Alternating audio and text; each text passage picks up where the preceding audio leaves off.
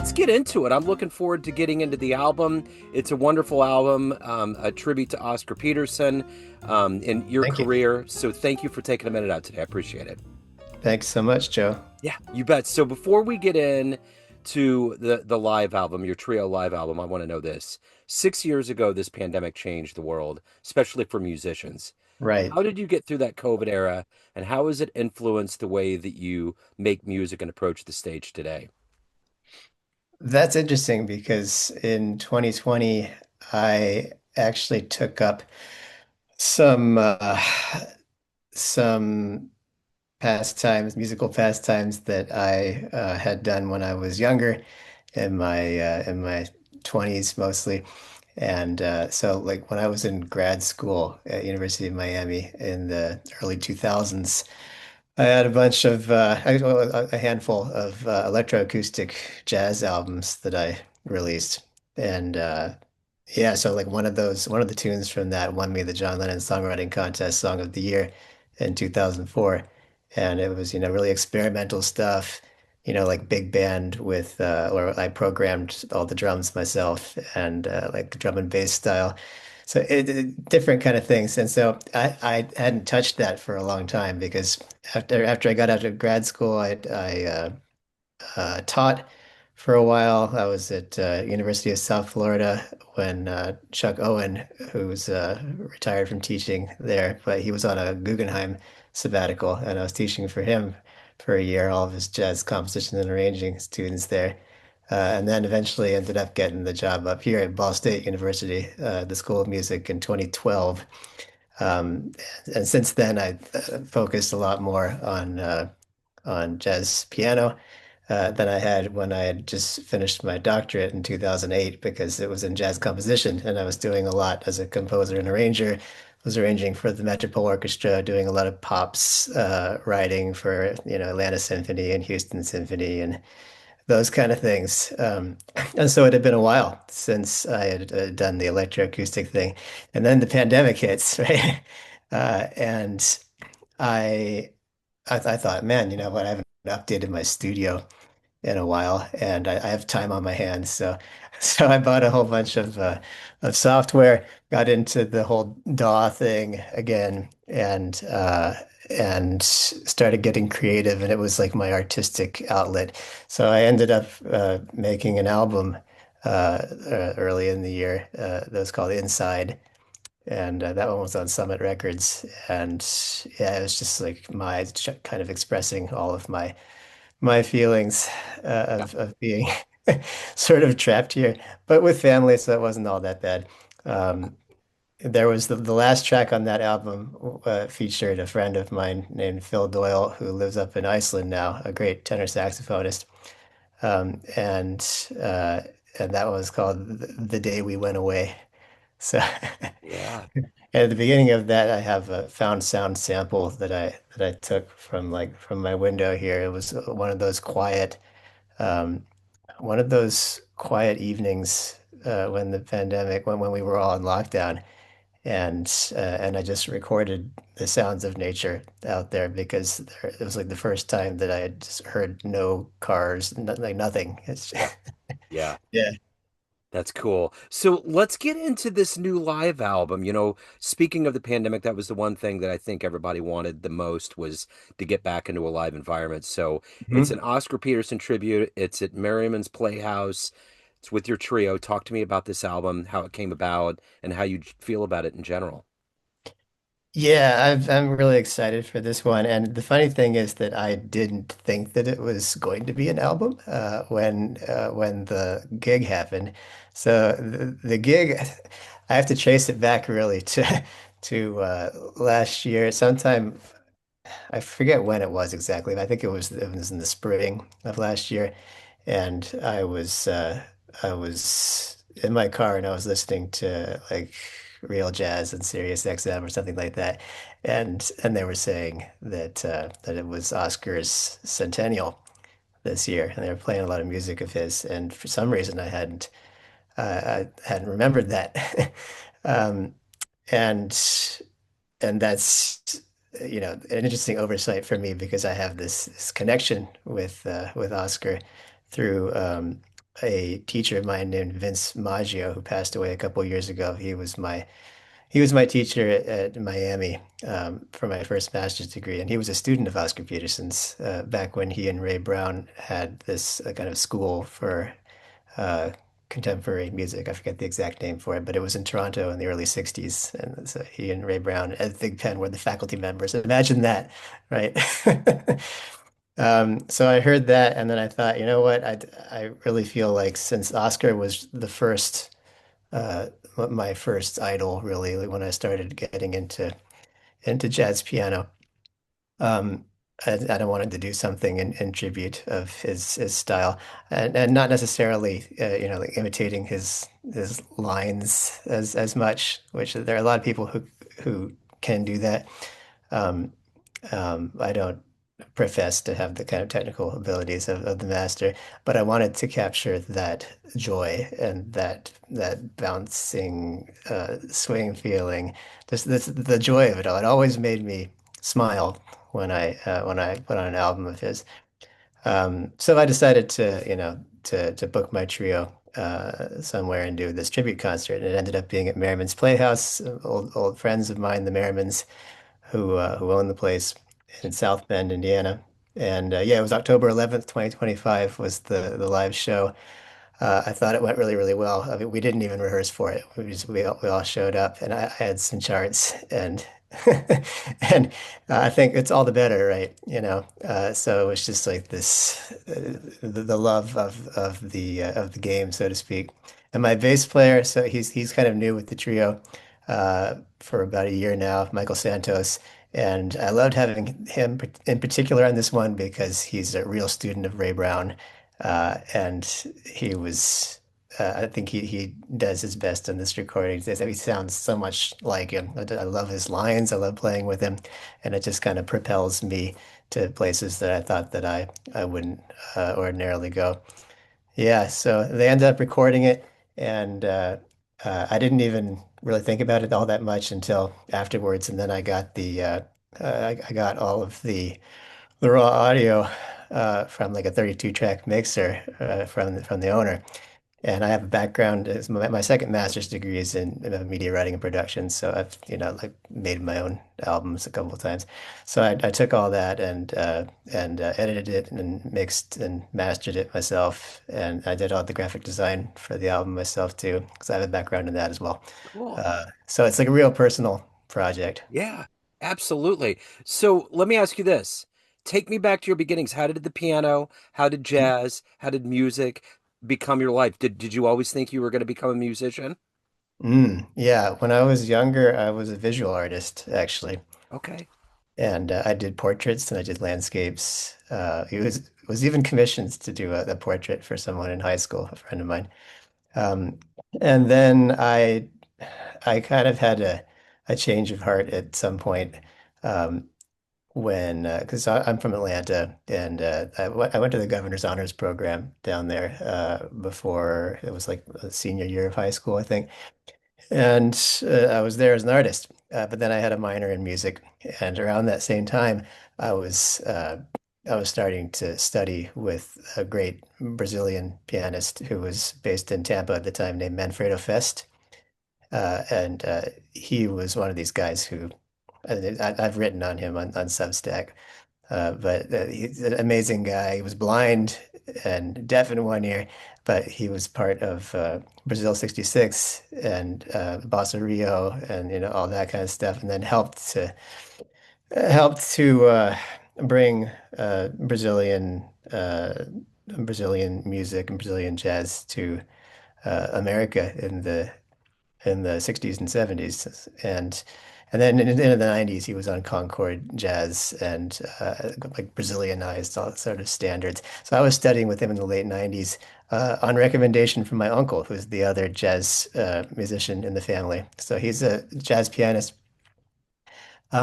He always played at like family get-togethers, and it made me happy when I heard him play. So he was the one who got me into the music, and he's the one who first suggested. He's like, check out this guy, Oscar Peterson. Actually, he gave me a tape with Art Tatum on it as well, and Bill Evans. And I didn't know what I was doing at the beginning, but I learned almost all of it by ear. And I didn't start playing until I was 15. So I got into it pretty late, but yeah, that's the start of it for me. So was an artist, and then went the way of music, and my ears kind of led the way for the most part.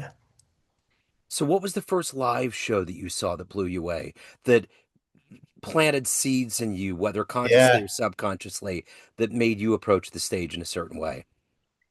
I'm sorry I never got to see Oscar live. Yeah. I really wish I did, but I did get to see a bunch of others. And I remember one in Atlanta at Chastain Park. They had some. It's a really big outdoor venue, and they have had some big names come through there. And I got to see Dave Brubeck, which Wow. was kind of life-changing. Yeah. And let's see, other pianists. Yeah, like early on. So around 2000, I went. I was at North Carolina at Chapel Hill, and the big band there went to Montreux. We were invited to play at Montreux and North Sea Jazz Festival, and so I got to see a bunch of people there, including like McCoy Tyner and many others. But yeah, it's been great seeing and meeting some of my idols. Got to meet Chick Corea Wow. in uh, in 2017 at the International Association of Jazz Arrangers and Composers. Um, that was, I think it was the first symposium, and Chick was a guest artist. He came, well, he was a surprise guest artist. They flew him in on the final night. That's And great. yeah, it was really cool getting to meet him then. Because I listened to a lot of him too over the years. Like, when I look at my CD collection, actually, it he is. I have like almost the most CDs of his than some of the others. There's so much interesting stuff, you know. Yeah, it's interesting you mention Oscar Peterson. I got a quick story for you.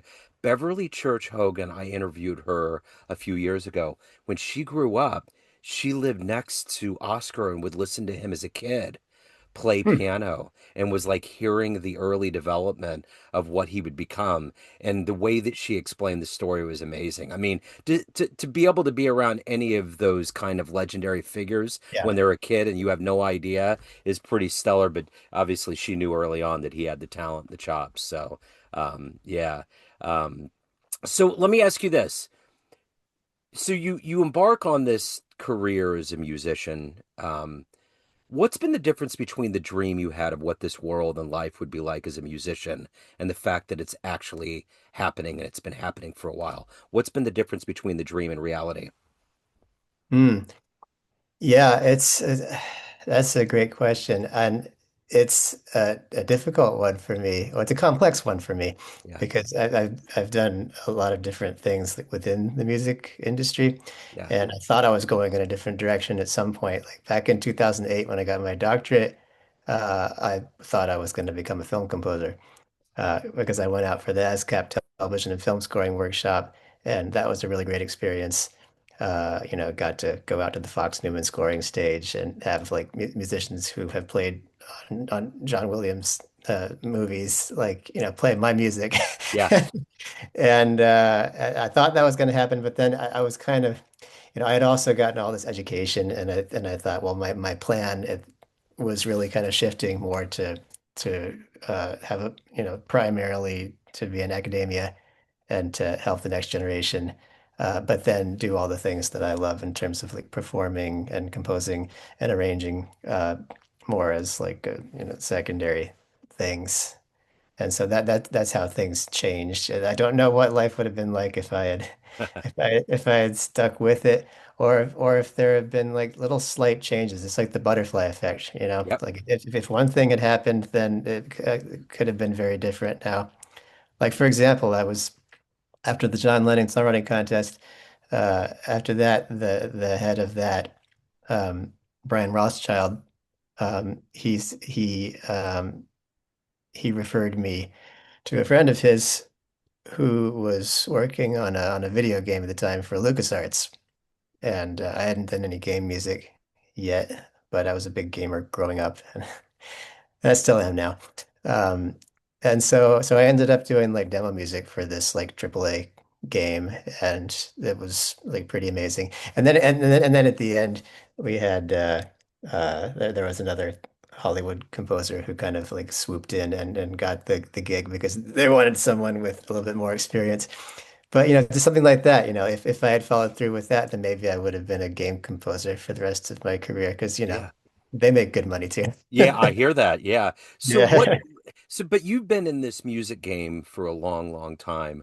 What is it that gets you up every day? What is it that continues to be a part of the love that you have of the music and evolving and giving it to people? What is that for you? Right. Um, yeah, so for me, I like to wake up and it's funny because I'm going to tie it to some advice that I give for my students too, because people ask about practicing. A lot of people are very stringent when it comes to sticking to a practice schedule, musicians. But I don't practice as much as I do like the traditional things, like scales and stuff like that these days. So in fact, I wake up and like the first thing that I'll do is I'll go to the piano and I will play a ballad. And what that does is it connects me to the instrument. And through that song as a vehicle, it becomes a vehicle for all the things that I need to work on anyhow while I'm expressing myself. So like I'm using my ears. I am working on bringing out the melody. I'm working on if there's some kind of reharmonization or touch related things, then I get to do that through the song. Any kind of improvisational things I need to work on, it's like there's the practical context for it, right?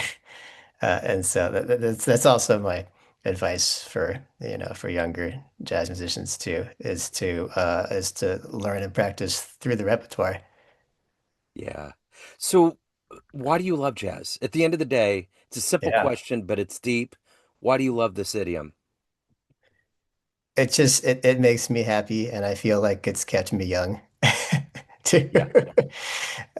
And that goes back to hearing my uncle play from when I was a young man and always smiling and just getting this adrenaline rush from the music from the live performance side of it too. I mean, listening to it is great, but then getting up there and performing, Yeah. um, it has like so I could be in front of, an audience of hundreds or a small audience, and they could be really important people, or they could be just your everyday men and women. But I feed off of that energy of the crowd, and I feel like it's just something that it's really special, and it's a very human sort of experience that we need, and we need more of that these days than ever. Yeah, we do. Well, and speaking of, America's going through pretty dark times right now. There's a lot of stress for obvious reasons. Is that anything that you think about as you approach the stage to give people that kind of release from the headlines, so to speak, between, jamming with people on stage and giving people that release? Is that anything that you think about more now with the way the world is and America is evolving or devolving, I should say? Sure. I mean, I want people to be able to come and get together and kind of bond through music. Um, and really remember our shared humanity through the arts. And I think that's a very special connection that what we have the artist and the audience, and not just from live performances, but through radio play as well. It's not lost on me that there are, probably thousands of people now who have heard my music in the car, Yeah. across the country and around the world. And I love that feeling of connection that I get from that, even though I don't know, who the individual kind of points of light are out there, but I know that that I've affected them in some way, and that's really my mission is just to be able to have some kind of positive effect on people, and I think that this set here on this album does a pretty good job at doing that. So as a visual artist and also being a performer, how do those two worlds play with each other? How does one kind of help the other and vice versa? Do they play off of each other? How does that Sure. creativity become who you are? I mean, a lot of it is going to be subconscious, I think. Yeah. But if I turn on my professor head for a minute, then I could probably come up with something to to compare the two. Like with art and music, there are a lot of things there. You have color, right? And so, color can be translated into timbre and orchestral combinations, instrumentation combinations can be expressed in terms of color. There were some classical composers like um, Scriabin who had synesthesia, Yeah. uh, and that's like the extreme case, Yeah. but yeah, and like line, so like line, gesture, um, certain things like if you think about like Coltrane and like sheets of sound, right? Yeah. Or like versus like a very precise kind of Bachian in its logic line, like something that Clifford Brown might play. Those can be interpreted in terms of art too. Yeah. There's the overall composition itself, whether something is framed in the right way. Um, there's shape. There's all sorts of things. I actually tried to combine my love for art and music in my doctoral thesis, and it is online if anyone wants to check it out. But it was called the Americana Suite, and the whole idea was that I went through each of the major periods of American art, like from the Hudson River School in the 19th century to the American Impressionists, the Modernists, and so forth. And then so I chose one artist and one work from like major museums for, and then I did it kind of like the American version of Pictures in an Exhibition. Nice. Very Yeah. nice. Yeah. So let me ask you this. Everyone has a perception of you. You have all these different pockets of people, family, Mhm. friends, fans, students, everyone that's on the bandstand, but you run the show. What's your perception of you? Who do you think you are? Wow. The therapy part of the interview. Yeah. Who do I think I am? Well, I'll tell you this, the more that I reveal myself to the audience, the more connected I end up becoming with them. Yeah. I've known a lot and seen a lot of jazz musicians who are kind of guarded. They don't really say that much, and it's just, they do their thing, and then that's the end of the show, right? Yeah. And then when I get up there, and with this album, yeah, I've seen that happen. There are a lot of conversations that I had with the audience afterwards, talking about philosophical things about Oscar and what we were doing up there and the joy that they got from it. But then your question reminds me of going back to the last trio album that I had. Um, which was in 2018, and that one was called Supermoon. And that one was 10 original compositions of mine and kind of modern stuff. And they were all inspired by my two boys, who were pretty young at the time.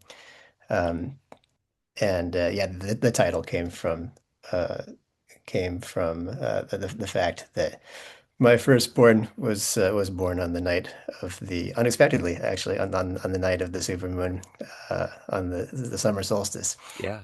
But yeah, so I was inspired by them on each one of these tunes, and then I also had the idea with this that I was going to write each one of them in no more than a day, so I could be as close to the initial spark of inspiration as I could, and then I Yeah. thought that you'd have like the most like unified concept, you know.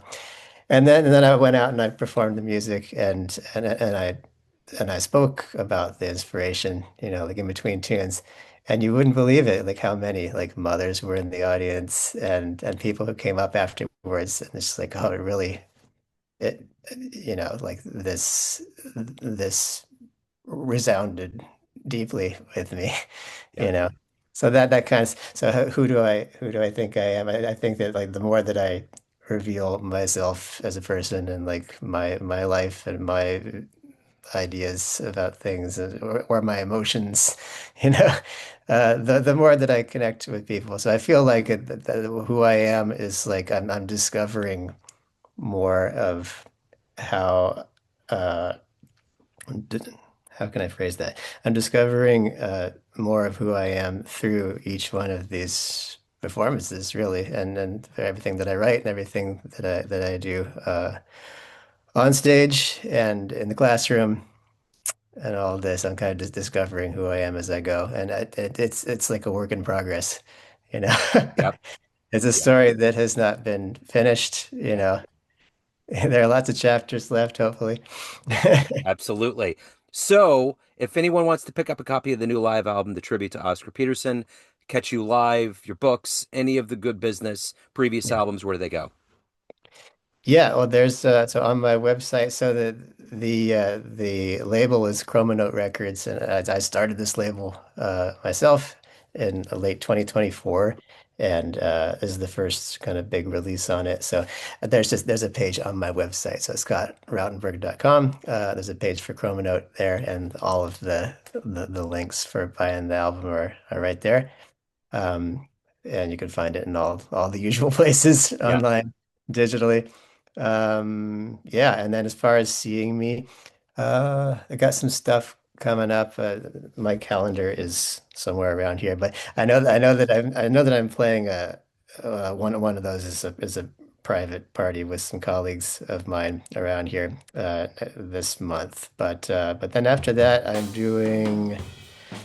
Gonna be at an indie with saxophonist from Louisville um, on, let's see, when is that? I think it's in March Okay. now. His name is Ron Jones. Okay. Gonna be Okay. part of his quartet. And yeah, they can always find me every once in a while. I'm at the Jazz Kitchen in Indianapolis, Yeah. and we would play a lot in Indiana, and then we get around to some surrounding states every once in a while. Okay. And sometimes I go back home to Atlanta too. So I've been at the Velvet Note there, and yeah. So, but if they want to see where I'm performing next, they can just go to my website. I have an Okay. events page there with everything coming up.